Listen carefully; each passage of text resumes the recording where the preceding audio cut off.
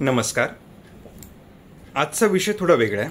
आजचा विषय आहे की आपण पूजा करताना किंवा अलंकार घालताना, हार घालताना मूर्तीचा एखादा अवयव किंवा हातातील शस्त्र किंवा मुकुट काही जे आपल्या हातून नकळत काही तुटलं गेलं, काही दुभंगलं गेलं तर काय करावं?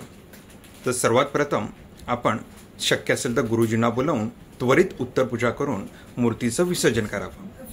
आणि जर तुम्हाला असं इच्छा असेल की तुम्ही इच्छितलेले दिवस हे पूर्ण झालेले नाहीत, म्हणजे 1.5 दिवस, 5 दिवस, 7 दिवस, तर तुम्ही तो भाग पूर्णतः जोडून घेऊन तिथे आपण समोर नारळ ठेवून देवाची क्षमा मागावी आणि आपली पूजा सुरू ठेवावी. आता हे करताना मनामध्ये जराही शंका ठेवू नका की आपण आपल्या हातून देवाची इजा पोचली गेली आहे तर आता मला गणपती बाप्पाचा कोप होईल, गणपती बाप्पा आता माझ्यावर रागवतील. तर असं काहीही मनामध्ये शंका ठेवू नये, कारण ही आपण करत असलेली एक देवाची सेवा आहे आणि एक व्रत आहे. त्यामुळे आपल्या हातून न कळत झालेल्या चुकीमुळे कुठल्याही प्रकारे आपल्यावर गणपती बाप्पा नाराज होणार नाहीत. आता हे करत असताना फक्त आपल्याला क्षमा याचना करणं महत्त्वाचं आहे. आणि शक्य असेल तर सर्वात प्रथम गुरुजींना बोलावून उत्तरपूजा करून त्याची विसर्जन केलं तरी हरकत नाही.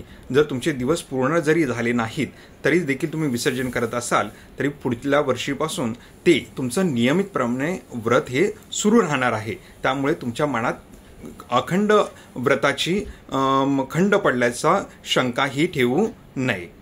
आता राहिलं तुमची उत्तरपूजा झालेली आहे आणि तुम्ही विसर्जनाला निघालेला आहात आणि विसर्जन करण्याच्या आधी तुमच्या हातून कोणाच्याही हातून त्या मूर्तीची काही दुखापत झाली, काही दुखभंगना झाली तर काय करावं?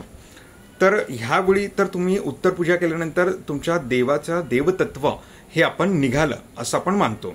आता देवतत्व निघाल्यानंतर आपण गणपतीची ही विसर्जनच करणार असतो आणि ह्यावेळी जर मधल्या दरम्यान जर अशी कुठली घटना घडते तरी मनात काही शंका आणू नये, कसे आपण गणपतीचं विसर्जनच करणार असतो.